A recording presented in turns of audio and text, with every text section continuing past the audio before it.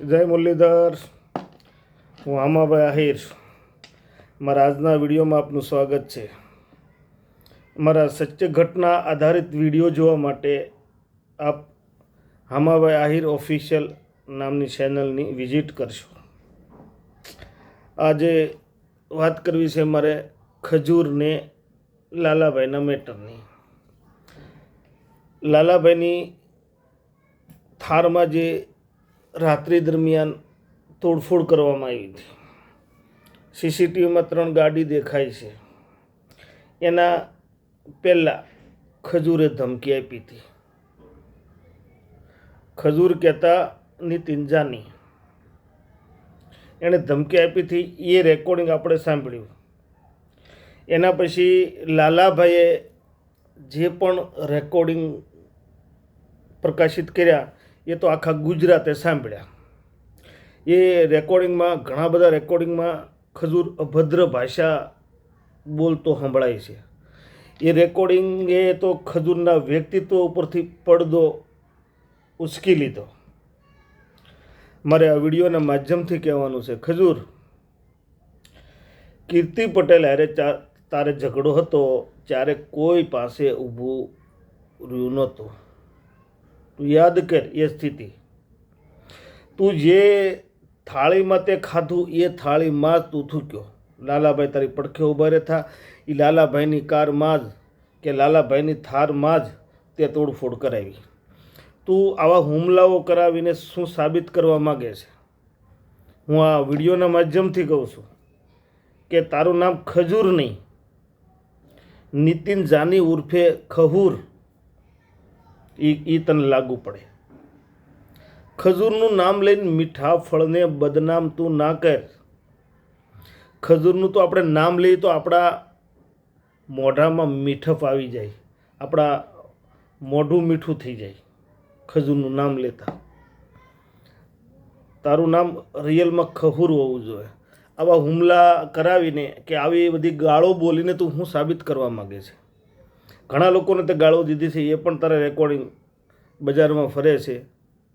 તો હું આ વિડીયોના માધ્યમથી કહું કે રજળ્યું ધડ રાવણ તણું, જેનો કેમેય નાતો કાળ, માટે ઊંસા ઘરની આળ કદી ન કરવી કાગડા.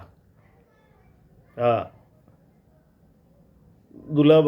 દુલાભાઈ કાગ, કવિશ્રી, પદ્મશ્રી, આ એમનો દુહો છે. એ દુહામાં તારે સમજવાનું છે, આ દુહામાંથી તારે લેવાનું છે. તું આટલી બધી ગાળો બોલે છે, અભદ્ર ભાષા લોકો વિશે બોલે છે, અને તું હુમલાઓ કરાવે છે. એટલે તું હું તારા વ્યક્તિત્વને રાવણ સમજે છે? કાંઈ મનમાં ન રાખતો. તું એક રેકોર્ડિંગમાં તો એવું બોલે છે કે પૈસા સાથે લઈ લો, પૈસા રાખો, પોલીસને અને વકીલને બધાને. આવું પણ તું રેકોર્ડિંગમાં બોલે છે. તો પહેલાં તને વાત એ કરું કે પૈસા પાછા આમ જો અમુક અંશે જ કામમાં લાગે. બાકી તો જે તમારા આમાં આની મેલ પર હિંમત હોય ને, તમારા કાળજામાં જે હિંમત છે ને એ કામ કરે. એ વસ્તુ યાદ રાખજે. પૈસા કામમાં નથી આવતા, હિંમતે મરદા તો મદ દે ખુદા. પણ પહેલાં તો હિંમત હોવી જોઈએ, ત્યારે તો મરદો થાય માણા. મેં જો ઓવર એક્ટિંગ કરવા જો તો રાવણને લોકોએ ઉપાડી લીધો તો એ વસ્તુ યાદ રાખજે. રાવણને લોકોએ ઉપાડી લીધો હતો. તું રાવણ તો જેટલો શક્તિશાળી તો નથી ને. આજની તારીખમાં કહેવત છે કે તું કાંઈ રાવણ નથી. એ વસ્તુ યાદ કરજે. તું જાચા હુમલા કરાવવાનું રહેવા દે, જાચા ગમે એને ગાળો દેવાનું રહેવા દે. તું જે ખજૂરને જીગલીનું જે કોમેડી કરતો હતો એ રસ્તે જા, એમાં ફાયદો છે. આ રસ્તે ફાયદો નથી, એ વસ્તુ યાદ રાખજે. નીતિન જાની અને એનો ભાઈ, શું નામ છે બીજા ભાઈનો, એ બંને ભાઈઓએ તો ફેમસ થવા માટે હવે તો હુમલા કરાવવાનું ચાલુ કરી દીધું. આ ધંધો રહેવા જો, આ ધંધો પડતો મૂકો. તમારા તો વિદેશમાંથી એ વિડીયો આવતા પહેલાં કે ખજૂરે આટલું દાન લીધું, ખજૂરે આટલું દાન લીધું, લોકો ઇગ્નોર કરતા હતા. લેકિન આ જે તમારી રિયાલિટી પબ્લિકની સામે આવીને ત્યારે પબ્લિકને ખબર પડી તમારી કે આ લે તમે તો આવું કરેલું છે. કીર્તિ પટેલ બિચારી રાડો નાખીને કહેતી હતી, પણ કોઈ એનું માનતા નહોતા. પણ આજે બનાવ લાલાભાઈની સાથે બન્યો એટલે પબ્લિકને સાચું લાગી ગયું કે આ તો જે થાળીમાં ખાધું એ થાળીમાં જ થૂક્યો, જે થાળીમાં ખાધું એ થાળીમાં જ આ છેદ કર્યો. લ્યો, આ વસ્તુ પડ્યું મૂક, આ તારે કોઈ કામનું નથી. તું કોમેડી સ્ટેજનો માણસ છો, કોમેડી કરીએ તારા પૂરતું સીમિત છે. તારા વ્યક્તિત્વને કોમેડી પૂરતું તું એટલું કોમેડી પૂરતું રાખ. તારા જો આ જે વ્યક્તિત્વ છે ને એને કોમેડી પૂરતું તું સીમિત રાખીને તો તને ફાયદો થશે. પણ ડોન બનવાના સપના હોય તો એ મૂકી દેતો. તો હું લોકોને સંદેશ દેવા માગે છે મને એ નથી ખબર. આ લાલાભાઈ તો અમારા સમાજનો છે, લેકિન એના સિવાયના તે કોઈ માલધારી સમાજ ઉપર પણ જે આવી રીતે હુમલો કર્યો હોત ને તો હું એની પડખે ઊભો છું. બરાબર? અને તારો અન્યાય તો સહન કરવામાં નહીં આવે ભઈલા.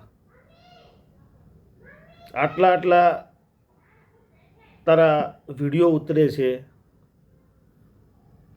તો હજી તને એવું થતું નથી કે હું એક કોઈ ખરાબ રસ્તે ચડી ગયો છું.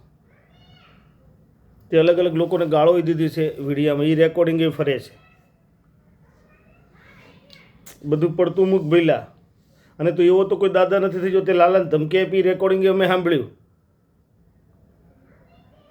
અને તારામાં જો મર્દાનગી હોય, એ તને હામોભાઈ કહે તારામાં મર્દાનગી હોય તો તારે ધોળા દિવસે અવાય. તારે ગમે એને જોડે લેતા આવવાની છૂટી, ધોળા દિવસે અવાય. આ મામલો મેદાને પણ ધોળા દિવસે.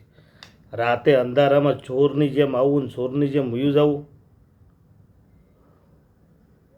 એ યોગ્ય નથી લાગતું મને બિલકુલ 1% પણ.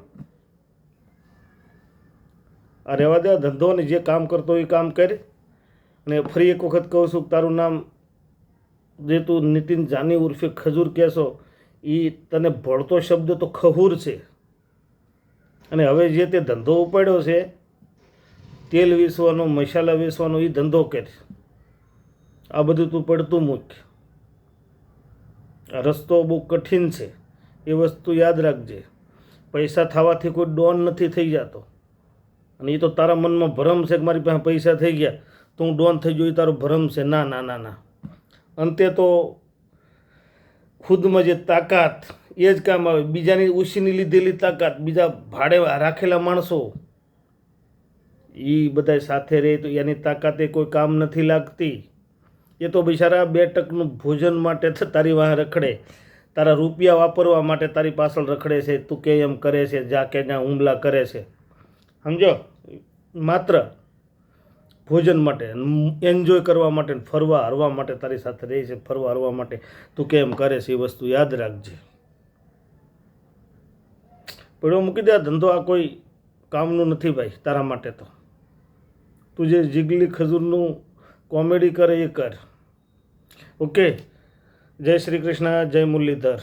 મારો વિડીયો તમને સારો લાગ્યો હોય તો તમારા મિત્રો સાથે શેર કરજો, મારી ચેનલને સબસ્ક્રાઈબ કરજો અને વિડીયોને લાઈક કરજો. અને તમારે કોઈ બીજી કહાની સ્ટોરી સાંભળવી હોય તો મને આ વિડીયોના કોમેન્ટ સેક્શનમાં જઈને કોમેન્ટ કરજો, તો એ કહાની હું તમને સંભળાવીશ. ચલો, જય શ્રી કૃષ્ણ.